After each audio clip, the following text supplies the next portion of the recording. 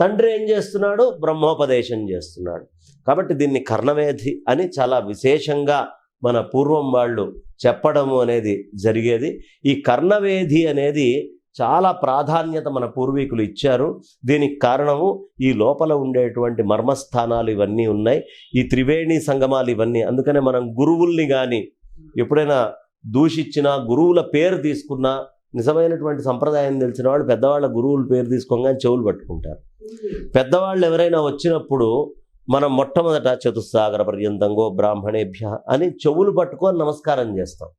ఎందుకు చేస్తున్నాం ఇదంతా అంటే, ఈ చెవుల దగ్గరే మొత్తం సమస్తమైనటువంటి వేదరాశికి యోగ్యమైనటువంటి భాండాగారము అన్నీ కూడా ఈ చెవుల దగ్గరే ఉన్నాయి. అందుకే ఇట్లా మూసేస్తే ఒక తెలియనటువంటి ఒక విశేషమైనటువంటి శబ్దం వస్తుంది. ఇది ఈ గుటకకి సంబంధం ఉంది. ఈ గుటక మనం వేస్తున్నాము అంటే ఎక్కడి నుంచి గాలి తీసుకుంటున్నాం? చెవుల్లో నుంచే గాలి తీసుకుంటున్నాం. మీరు గుటక వేసి చూసుకోండి, ఒక గుటక వేస్తే చెవుల్లో గుజ్జని చప్పుడు వస్తుంది. అంటే బొందిలో ప్రాణం ఉండడానికి కూడా ఇది మూలం.